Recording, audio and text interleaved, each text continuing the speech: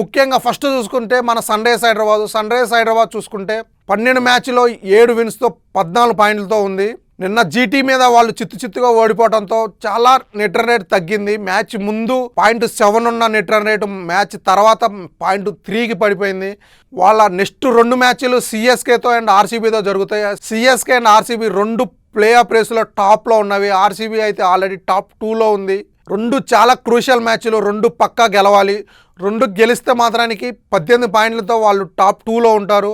రెండిట్లో ఒక్కటి ఓడిపోయినా 16 పాయింట్లతో టాప్ 4లో ఉంటుంది. ఎందుకంటే మిగిలిన ఆర్సీబీ అవ్వచ్చు, పంజాబ్ మిగిలిన మ్యాచ్లు గెలిస్తే వాళ్ళు టాప్ 2కి వస్తారు.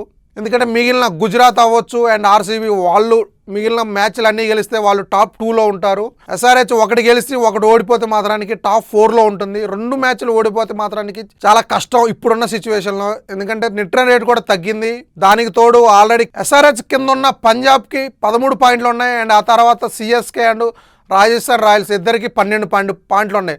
వాళ్ళు నెక్స్ట్ అన్ని మ్యాచ్లు గెలిస్తే మాత్రానికి వాళ్ళు టాప్లోకి వస్తారు. అప్పుడు Gujarat, RCB and Punjab, CSK కానీ రాజస్థాన్ రాయల్స్ కానీ క్వాలిఫై అవుతాయి. అప్పుడు ఎస్ఆర్హెచ్ ఇంటికి పోతుంది. సో ఖచ్చితంగా నెట్ రన్ రేట్ లేదు కాబట్టి మిగిలిన 2 మ్యాచ్ల్లో ఒకటన్నా కంపల్సరీ గెలవాలి. అలాంటి సిచ్యువేషన్లో ఉంది ఎస్ఆర్హెచ్.